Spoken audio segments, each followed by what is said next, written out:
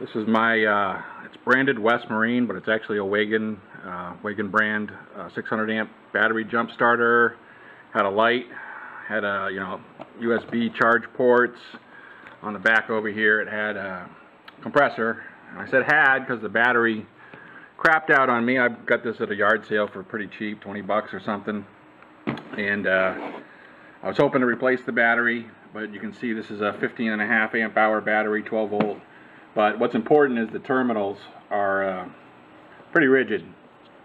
And so this is what would screw into the terminal for the jump starting capacity. It's hard to get a replacement, but I couldn't find a replacement for it, which is too bad. All the 15s come with those cheap F2 terminals or F1 terminals. So I really like the unit. I don't think I used it to jump start more than a few times, different cars. But the air compressor was pretty handy, and it's always handy to have as a spare battery backup. So I was kind of disappointed.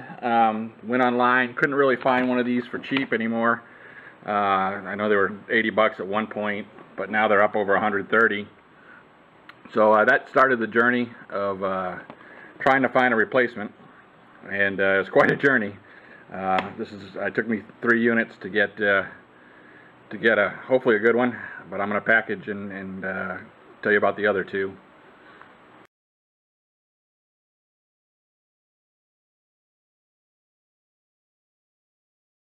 So when I received the Fry's unit, you can see this is exactly how it came. No outer box.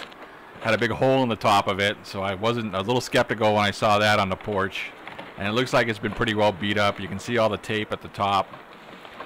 And basically, as you open it up here, the siding just slides right out. It's not fully, it's clearly been a return or something stupid.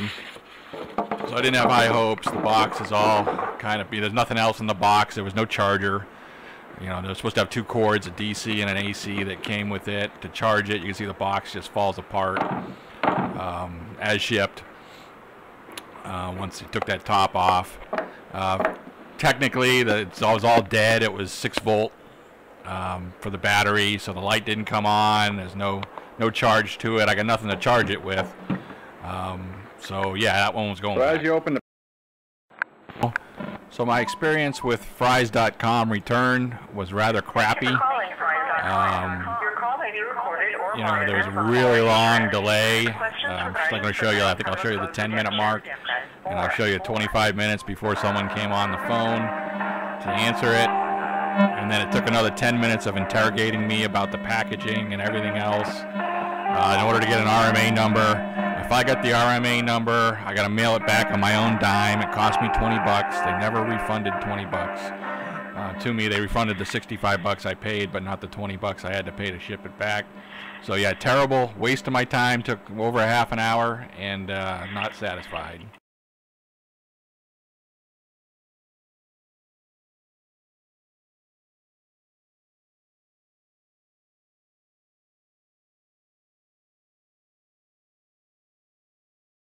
So attempt number 2 is I got this from Amazon.com. I bought it with a few other things. This one's a little bit more pricey.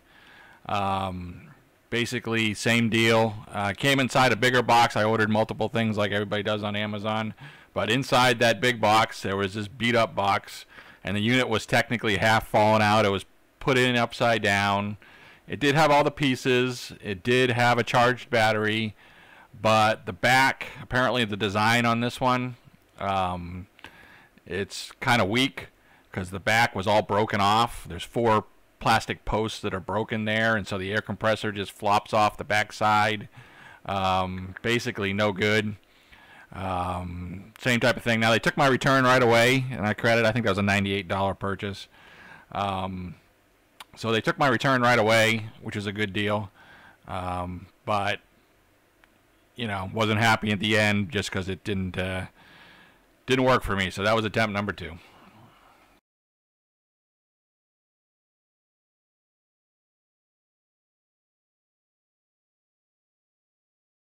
So after the fiasco with the other 2 units and returning them, I picked this one up on Amazon. It's direct from Stanley. It's a 1000 amp or 500 amp, 1000 peak amp, I guess. So I don't know. I'll have to figure out some jumping, but it looks like it's at least in a decent box this time, and it looks new as opposed to those other stinking units. Somebody online said you're able to get, I think it's got a 19 amp hour battery in it, and apparently you can get replacements for it, but I'm going to go ahead and unbox it here and see if it's working good for me or not. So as you open the packaging on this, they give you a DC to DC charger,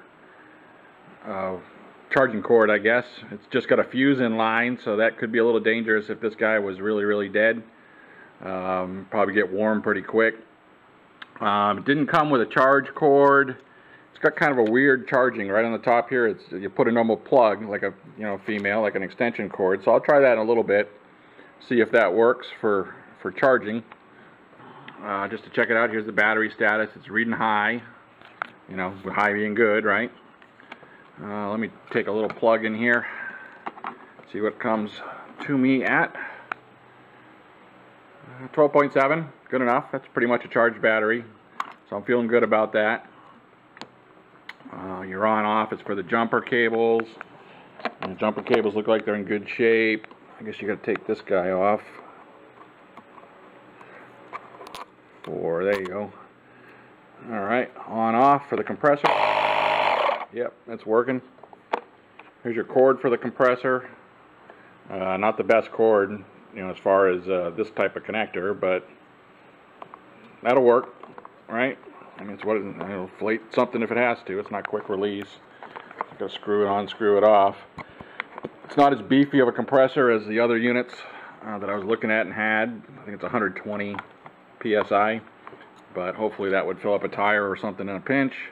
It does have this weird little light on it, just waiting to break off. It doesn't have the integrated LEDs like my last unit. But otherwise, yeah, pretty good shape.